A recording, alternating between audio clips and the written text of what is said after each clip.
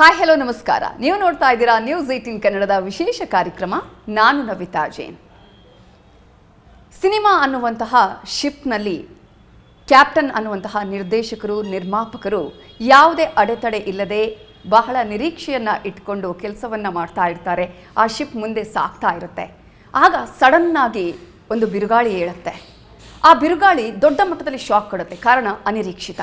ಆದರೂ ಕೂಡ ಆ ಎಲ್ಲ ಅಡೆತಡೆಗಳನ್ನು ಬಿರುಗಾಳಿ ಜೊತೆಗೆ ಅಲೆಗಳ ಅಬ್ಬರ ಕಡಿಮೆ ಆಗ್ತಾ ಇದ್ದ ಹಾಗೆ ಶಿಪ್ ಕೂಡ ದಡವನ್ನು ಸೇರ್ತಾ ಇರುತ್ತೆ. ಆ ದಡ ಸೇರಿದಂತಹ ಸಂದರ್ಭವೇ ಇದು.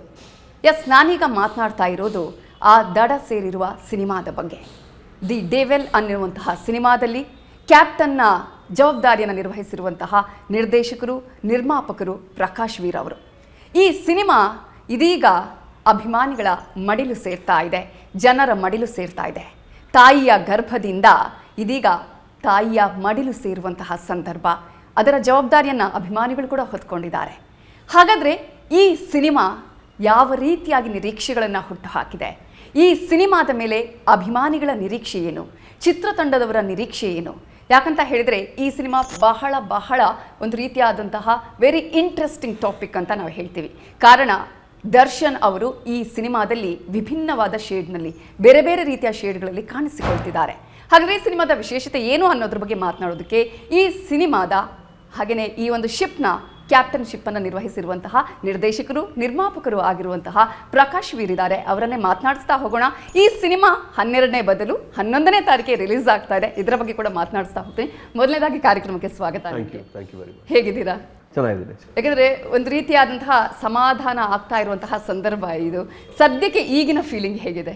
Very mixed actually. ಅಂದರೆ ಇನ್ನೂ ಕೆಲಸಗಳು ನಡೀತಾನೆ ಇದ್ದಾವೆ. ಪೋಸ್ಟ್ ಪ್ರೊಡಕ್ಷನ್ ಅಜ್ನೀಶ್ ಅವ್ರ ಮ್ಯೂಸಿಕ್ ಇನ್ನೂ ನಡೀತಾನೆ ಇದೆ. ಆ್ಯಂಡ್ ಅನ್ನಪೂರ್ಣಲ್ಲಿ ಪೋಸ್ಟ್ ಪ್ರೊಡಕ್ಷನ್ ಕೆಲಸಗಳು ನಡೀತಾ ಇದ್ದಾವೆ. ಸೊ ಇನ್ನೂ ಏನು ಅಂತ ಅರ್ಥ ಮಾಡ್ಕೊಳ್ಳೋ ಅಷ್ಟು ಇನ್ನೂ ಟೈಮ್ ಸಿಕ್ಕಿಲ್ಲ. ಕೆಲಸಗಳು ನಡೀತಾ ಇದೆ. 11ನೇ ತಾರೀಕು ಬರ್ತಾ ಇದ್ದೀವಿ ಅನ್ನೋ ಒಂದು ಖುಷಿ ಇದೆ. ಹಾಗೆ ಒಂದು ದೊಡ್ಡ ಜವಾಬ್ದಾರಿ ಆ್ಯಕ್ಚುಲಿ. ಅದನ್ನ ಹೊತ್ತು ಇಲ್ಲಿ ತನಕ ಬಂದಿದ್ದೀವಿ. ಅದು ನೀಟಾಗಿ ರಿಲೀಸ್ ಆಗಬೇಕು ಅನ್ನೋದೊಂದೇ ನಮ್ಮ ಏಮ್ ಅಷ್ಟೇ. ಇದ್ರೆ ನೆಮ್ಮದಿ ಆಗಿರಬೇಕು ಅಂತ ನೀವೇ ಹೇಳಿದಾಗೆ ನೆಮ್ಮದಿ ಸಿಗುವ ಟೈಮ್ ಅಥವಾ ಸಿಕ್ಕಿದೆಯಾ ಈಗ? ಯಾವಾಗ ಜನ ಸಿನಿಮಾನ ಅಕ್ಸೆಪ್ಟ್ ಮಾಡ್ತಾರಲ್ಲ ಅದು ನೆಮ್ಮದಿ. ಯಾಕಂದರೆ ಇಷ್ಟೆಲ್ಲ ನಾವು ಕಷ್ಟಪಡೋದೇ ಏನಂದರೆ ಒಂದು ಸಿನಿಮಾ ಚೆನ್ನಾಗಾಗಬೇಕು, ನಾವು ಅಂದ್ಕೊಂಡಿದ್ದ ರೀತಿಲಿ ಜನ ಅದನ್ನ ನೋಡಬೇಕು, ನಮಗೆ ಏನು ಖುಷಿ ಕೊಟ್ಟು ನಾವು ಈ ಸಿನಿಮಾ ಮಾಡಿದ್ವು ಅದು ಅವರು ಅನುಭವಿಸ್ತಿದ್ದಾರೆ, ಅದು ಅವ್ರಿಗೂ ಅದು ರೀಚ್ ಆಗಿದೆ ಅಂತ ಗೊತ್ತಾಗುತ್ತಲ್ಲ, ಆವತ್ತು ನೆಮ್ಮದಿ. ಎಸ್, ಈ ಒಂದು ಸಿನಿಮಾದ ಟ್ರೈಲರ್ ಕೂಡ ಆಲ್ರೆಡಿ ರಿಲೀಸ್ ಆಗಿದೆ. ನಾವು ಬಹಳ ನಿರೀಕ್ಷೆ ಇಟ್ಕೊಂಡಿದ್ವಿ, ಏನಾದರೂ ಒಂದಷ್ಟು ಏನಾದರೂ ಬಿಟ್ಕೊಡ್ತಾರಾ, ಇದರಲ್ಲಿ ಸೀಕ್ರೆಟ್ ಏನಾದರೂ ನಮ್ಗೆ ಗೊತ್ತಾಗಬಹುದೇನೋ ಅಂತ ಹೇಳಿ. ಬಟ್ ಎಲ್ಲೂ ಕೂಡ ಬಿಟ್ಕೊಟ್ಟಿಲ್ಲ. ಡೆವಿಲ್ ಅನ್ನುವಂಥದ್ದನ್ನು ಅಷ್ಟೇ ನಮಗೆ ಕಾಣಿಸೋದಕ್ಕೆ ಸಿಕ್ಕಿದೆ. ಯಾಕೆ ಅಂದರೆ ಈ ಕಥೆಯಲ್ಲಿ ಇರೋ ವಿಷಯನೇ ಹಾಗೆ. ಅಂದರೆ ನಾನು ಏನಾದ್ರು ಒಂದು ಬಿಟ್ಟರೆ ಅದು ಇನ್ನೊಂದೇನೋ ರಿಫ್ಲೆಕ್ಟ್ ಆಗುತ್ತೆ. ಆ ಒಂದು ಇನ್ಫ್ಯಾಕ್ಟ್ ನಾವೊಂದು 10 ಟ್ರೈಲರ್ ಕಟ್ ಮಾಡಿದ್ವಿ. ನನ್ನ ಟೀಮ್ ಆಫ್ ಎಡಿಟರ್ಸ್ ಅಂತೂ ಕೊನೆಗೆ ಪ್ರಾಬ್ಲಿ ಅವ್ರು ನನ್ನ ಬೈಕೊಂಡಿರ್ಬೋದು ಆ್ಯಕ್ಚುಲಿ. ಇದೇನು ಸರ್ ಇಷ್ಟು ಸಲ ನಮ್ಮ ಕೆಲಸ ಮಾಡಿಸ್ತಾ ಇದ್ದಾರೆ ಅಂದರೆ ಏನು ನಾವು ಆಚೆ ಹಾಕ್ತೀವಿ. ಯಾಕಂದರೆ ಜನರಲ್ಲಿ ಅಷ್ಟು ಒಂದು ಇದಿದೆ, ಅವರು ಅದನ್ನ ಏನೋ ಎಕ್ಸ್ಪೆಕ್ಟ್ ಮಾಡ್ತೀರಂತ ಗೊತ್ತು ನನಗೆ. ಬಟ್ ಆದರೂ ಅವರು 11ನೇ ತಾರೀಕು ಸಿನಿಮಾನ ಥಿಯೇಟ್ರಲ್ಲಿ ನೋಡಿದ್ರೆ ಅದ್ರದ್ದು ಕಂಪ್ಲೀಟ್ ಒಂದು ನಿಮಗೆ ಒಂದು ಅನ್ಫೋಲ್ಡ್ ಆಗೋದು ಆ ಸ್ಟೋರಿ. ಸೊ ಇಲ್ಲೂ ಕೂಡ ನಾವು ದ ಡೆವಿಲ್ ಕ್ಯಾರೆಕ್ಟರ್ನಾಗಲಿ, ಆ ಕ್ಯಾರೆಕ್ಟರ್ ಡೈಲಾಗ್ಸ್ ಆಗಲಿ, ಆ ಕ್ಯಾರೆಕ್ಟರ್ ಸ್ಟೈಲ್ನಾಗಲಿ ಅದನ್ನೇ ನಾವು ಟ್ರೈಲರ್ಲ್ಲೂ ಕೂಡ ಪೋರ್ಟ್ರೇ ಮಾಡಿದ್ದೀವಿ.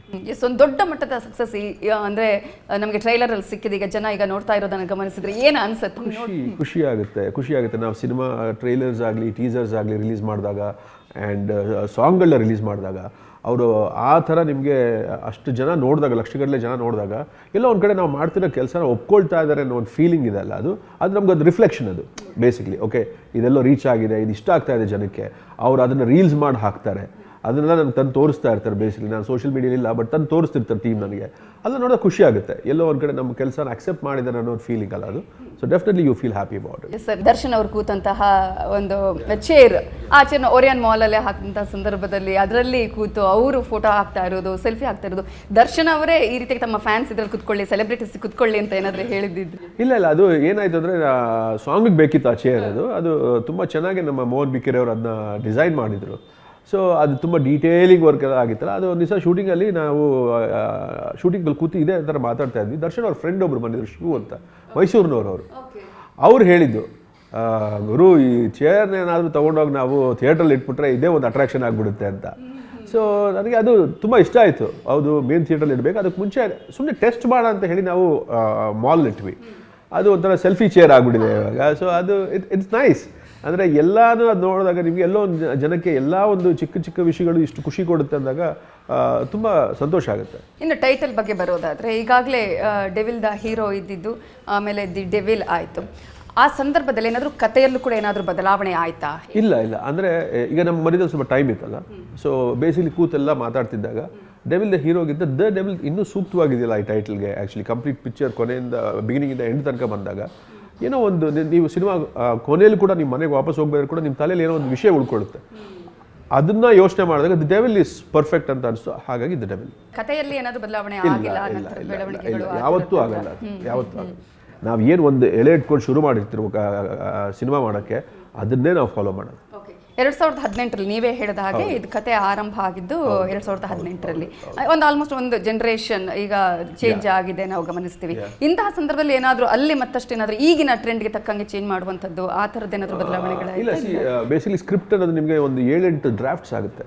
ಸೊ ಅಷ್ಟು ವರ್ಷ ಜರ್ನಿಲಿ ನಾವು ಕೂಡ ಡೆಫಿನೆಟ್ಲಿ ಅದನ್ನ ಚೇಂಜ್ ಮಾಡಿ ಅದು ಮಾಡಿ ಇದು ಮಾಡಿ. ಕತೆ ಅದೇನೆ, ಅದನ್ನ ಹೇಳೋ ವಿಧಾನ ನಾವು ಹೇಗೆ ಹೊಸತನ ಕಂಡುಕೊಳ್ಬೋದು ಅನ್ನೋದೇ ಯಾವತ್ತಿದ್ರೂ ಆ ಪ್ರಯತ್ನಗಳು ನಡೀತಾನೆ ಇರುತ್ತೆ. ಈಗ ಎಡಿಟಿಂಗ್ ಟೇಬಲಲ್ಲೂ ಅಷ್ಟೇ, ನೀವು ಪ್ರತಿಯೊಂದು ಹಂತದಲ್ಲೂ ಎಲ್ಲೋ ಒಂದು ಕಡೆ ಏನೋ ಒಂದು ಆ್ಯಡ್ ಆಗುತ್ತೆ, ಇಲ್ಲ ಮ್ಯೂಸಿಕಲ್ಲಿ ಏನೋ ಒಂದು ಆ್ಯಡ್ ಆಗುತ್ತೆ. ಸೊ ಅದು ನಡೀತಾನೆ ಇರುತ್ತೆ. 11ನೇ ತಾರೀಕು ನಿಮಗೆ ಸಿನಿಮಾ ಥಿಯೇಟ್ರಿಗೆ ಬರೋ ತನಕನೂ ಈ ಸರ್ಕಸ್ ನಡೀತಾನೆ ಇರುತ್ತೆ. ನಾವೊಂದು 15 ವರ್ಷದ ಹಿಂದೆ ದರ್ಶನ ನೋಡ್ತಾ ಇದೀವೇನೋ ಅನ್ನುವಂಥ ರೀತಿಯಾಗಿ ಲುಕ್ ಕಾಣಿಸ್ತಾ ಇದೆ, ಅವರ ಸ್ಟೈಲ್ ಕಾಣಿಸ್ತಾ ಇದೆ, ಆ ಚಾರ್ಮ್ ರೀತಿಯ ಕಾಣಿಸ್ತಾ ಇದೆ. ಹಾಗಾಗಿ ಅಲ್ಲಿ ಏನಾದರೂ ಒಂದಷ್ಟು ಬದಲಾವಣೆಗಳಾಯ್ತು. ಯಾಕಂದ್ರೆ ಮತ್ತೊಂದಷ್ಟು ವಿಷಯ ಏನಂತ ಹೇಳಿದ್ರೆ, ಇಲ್ಲಿ ಕನ್ವರ್ ಲಾಲ್ ಅನ್ನುವಂಥ ಪೋಸ್ಟ್ ಅಲ್ಲಿ ರಿಲೀಸ್ ಆಗುತ್ತೆ, ಜೊತೆಗೆ ಅಲ್ಲಿ ಪ್ರಜಾಪತಿ ಅನ್ನುವಂಥದ್ದು ಬರುತ್ತೆ, CM ಅನ್ನುವ ರೀತಿಯಲ್ಲಿ ಬರುತ್ತೆ. ಹಾಗಾಗಿ ಏನಾದರೂ ಬದಲಾವಣೆಗಳು? ಶೇಡ್ಸ್ ಇದೆ, ಡೆಫಿನೆಟ್ಲಿ ಕ್ಯಾರೆಕ್ಟರ್ ಶೇಡ್ಸ್ ಇದೆ. ಆ್ಯಂಡ್ ಬೇರೆ ಬೇರೆ ಥರ ಅಂದರೆ ದರ್ಶನ್ ಅವರಿಗೆ ಇದ್ದಂಥ ಬಿಗ್ಗೆಸ್ಟ್ ಚಾಲೆಂಜೇ ಅದು. ಅದನ್ನು ಅಷ್ಟು ಚೆನ್ನಾಗಿ ಅವ್ರು ನಿಭಾಯಿಸಿದ್ದಾರೆ. Actually you will see a tremendous actor this time on screen with Darshan. ಎಷ್ಟು ಮಿಸ್ ಮಾಡ್ಕೋತೀರಿ ಈ ಸಂದರ್ಭದಲ್ಲಿ? ತುಂಬ ಮಿಸ್ ಮಾಡ್ಕೊಳ್ತೀನಿ. ಯಾಕೆಂದರೆ ಮೋರ್ ದೆನ್ ಎನಿಥಿಂಗ್ ಈಸ್ ಒಂಥರ ಸೂಪರ್ ಸ್ಟ್ರೆಂತ್ ಜೊತೆಲಿದ್ರೆ. ಏನೇ ಇದ್ದರೂ ಅವರು ನಾನು ನಿಲ್ತೀನಿ, ನಾನು ನೋಡ್ಕೊಳ್ತೀನಿ, ನಾನು ಮಾಡ್ತೀನಿ ಅಂದರೆ, ಈಗ ಪ್ರಾಬಬ್ಲಿ ನಾವೆಲ್ಲ ಪ್ರಮೋಟ್ ಮಾಡ್ತಾ ಇದ್ದೀವಿ, ಅವ್ರ ಬಾಯಲ್ಲಿ ಪ್ರಮೋಷನ್ ಅಂತ ಇದ್ದಿದ್ರೆ ಅದರ ಇಂಪ್ಯಾಕ್ಟೇ ಬೇರೆ ಆಗ್ತಿತ್ತು ಅಂತ ಎಲ್ಲರಿಗೂ ಗೊತ್ತದು. ಸೊ ಆ ಒಂದು ಸ್ಪೇಸ್ನ ಯಾರು ಖಂಡಿತ ಫಿಲ್ ಮಾಡೋಕ್ಕೆ ಸಾಧ್ಯನೇ ಇಲ್ಲ. ಬಟ್ ಅದನ್ನು ನಮ್ಗೆ ಅದು ವೀಕ್ನೆಸ್ ಆಗಬಾರ್ದು ಅಂತ ಹೇಳಿ ಅವ್ರ ಸೆಲೆಬ್ರಿಟೀಸ್ ಅಷ್ಟರ ಮಟ್ಟಿಗೆ ಸಿನಿಮಾನ ಪ್ರಮೋಟ್ ಮಾಡ್ತಾ ಇದ್ದಾರೆ, ಅದನ್ನ ತಲೆ ಮೇಲೆ ಇಟ್ಕೊಂಡು ಮೆರೆಸ್ತಾ ಇದ್ದಾರೆ, ಆ ರೆಸ್ಪಾನ್ಸಿಬಿಲಿಟಿನ ಅವ್ರು ತೊಗೊಂಡಿದ್ದಾರೆ. ಸೊ ಎಲ್ಲೋ ಒಂದು ಕಡೆ ಅದು ಬ್ಯಾಲೆನ್ಸ್ ಆಗ್ತಾ ಇದೆ. But still I miss Darshan. ನಿಜ.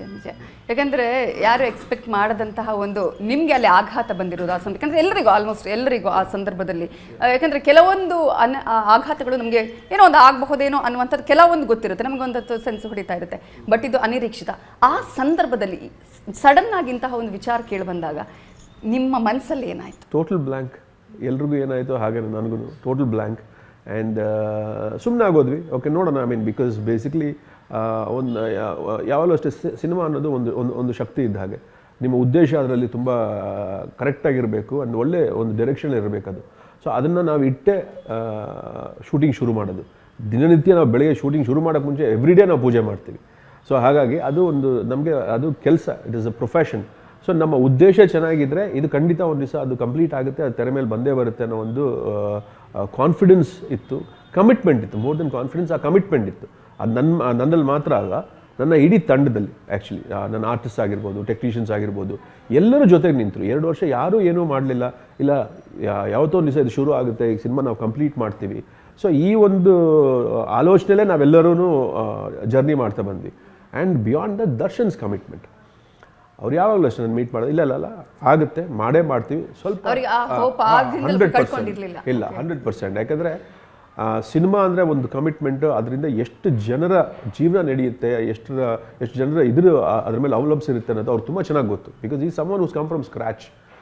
ಸೊ ಅದ್ರ ಇಂಪಾರ್ಟೆನ್ಸ್ ಅವ್ರಿಗೆ ತುಂಬ ಚೆನ್ನಾಗಿ ಗೊತ್ತು. ನಾನು ಸಿನಿಮಾ ಇಂಡಸ್ಟ್ರಿಯಲ್ಲಿ ಅಂದರೆ ನನ್ನ ತಂದೆ ಕೂಡ ಪ್ರೊಡ್ಯೂಸರ್, ನಾವು ಇಲ್ಲೇ ಹುಟ್ಟು ಬೆಳೆದು ಇದನ್ನೆಲ್ಲ ನೋಡ್ಕೊಂಡು ಬಂದಿರೋದ್ರಿಂದ ನಮಗೆ ಸಿನಿಮಾ ಹೊರಗಡೆಯವ್ರಿಗೆ ಪ್ರಾಬಬ್ಲಿ ಅದೊಂದು ಬೇರೆ ಥರ ಇರ್ಬೋದು. ಅಲ್ಲಿ ನಾನು ಆಡಿಯನ್ಸ್ನ ಸೇರ್ಸೋಕ್ಕೆ ಇಷ್ಟಪಡಲ್ಲ. ಯಾರೇ ಆಗಲಿ ಒಂದು ಸಿನಿಮಾ ಬಗ್ಗೆ ತುಂಬ ನೀವು ಈಸಿಯಾಗಿ ಒಂದು ಸ್ಟೇಟ್ಮೆಂಟ್ ಮಾಡೋದಾಗಲಿ, ಇಲ್ಲ ಈಸಿಯಾಗಿ ಒಂದು ಕಮೆಂಟ್ ಪಾಸ್ ಮಾಡೋದಾಗಲಿ ಅದು ಮಾಡ್ಬೋದು. ಬಟ್ ಇಲ್ಲಿ ನಿಂತು ಸಿನಿಮಾ ಮಾಡೋದಿದೆಯಲ್ಲ, ಅದು ತುಂಬ ಈಗ ಕಷ್ಟಕರವಾದ ಕೆಲಸ. ಆಮೇಲೆ ಒಂದು 1000 ಕುಟುಂಬಗಳು ನಡೀತವೆ ಅದರಿಂದ. ಆ್ಯಕ್ಚುಲಿ ಒಂದು ಸಿನಿಮಾ ರಿಲೀಸ್ ಆಗಿ ಚೆನ್ನಾಗಾಯಿತು ಅಂದರೆ ಆ ಟ್ಯಾಕ್ಸ್ ಅಷ್ಟು ಗೌರ್ಮೆಂಟ್ಗೆ ಹೋಗುತ್ತೆ. ಓಕೆನಾ. So it's a very big industry. ಅದನ್ನು ನೀವು ತುಂಬ ಈಸಿಯಾಗಿ ಒಬ್ಬೊಬ್ರು ಮಾತಾಡಿದಾಗ ಸ್ವಲ್ಪ ಮನಸ್ಸಿಗೆ ನೋವಾಗುತ್ತೆ. ಬಟ್ ಅದು ಅವ್ರ ಕೆಲಸ. ನಮ್ಮ ಕೆಲಸ ನಾವು ಯಾವತ್ತಿದ್ರು ಅದೇ ಕಮಿಟ್ಮೆಂಟ್ ಎಲ್ಲ ಮಾಡ್ಕೊಂಡು ಬಂದಿದ್ದೀವಿ. ಆ ಕಮಿಟ್ಮೆಂಟೇ ನಮ್ಮನ್ನ ಇಲ್ಲಿ ತನಕ ಕರ್ಕೊಂಡು ಬಂದಿದ್ದೇವೆ ಇವತ್ತು. ದರ್ಶನ್ ಅವರು ಮತ್ತೆ ಮೇಲೆ ಹೊರ ಬಂದ ನಂತರ ಮತ್ತೆ ನೀವು ಶೂಟಿಂಗನ್ನು ಸ್ಟಾರ್ಟ್ ಮಾಡ್ತೀರಿ. ಆಗ ಈ ಹಿಂದೆ ಇದ್ದಂತಹ ದರ್ಶನ್ ಅಥವಾ ತಾರಕ್ ಇದ್ದಂತಹ ಸಂದರ್ಭದಲ್ಲಿ ನೀವು ನೋಡಿದಂಥದ್ದು, ಅನಂತರ ಇಲ್ಲಿ ಬಂದ ಮೇಲೆ ಇದ್ದಂತಹ ದರ್ಶನ್ಗೆ ಏನಾದರೂ ವ್ಯತ್ಯಾಸ ಕಾಣಿಸ್ತಾ? ಸಿನಿಮಾ ಬೇರೆ ಆ್ಯಂಡ್ ಕ್ಯಾರೆಕ್ಟರ್ಸ್ ಬೇರೆ ಇರುತ್ತೆ ಅಷ್ಟೇ, ಬಿಟ್ಟರೆ commitment is the same. And as A human being is the same person. ನಾನು ಎಷ್ಟೋ ವರ್ಷದಿಂದ ನೋಡ್ತಿದ್ದೀನಲ್ಲ ದರ್ಶನ್, ಆವಾಗಲೂ ಹಾಗೇನೆ, ಈಗಲೂ ಹಾಗೇನೆ. ಅದರಲ್ಲಿ ಏನು ಚೇಂಜೇ ಇಲ್ಲ. A man who straight out of heart ಅಷ್ಟೇ.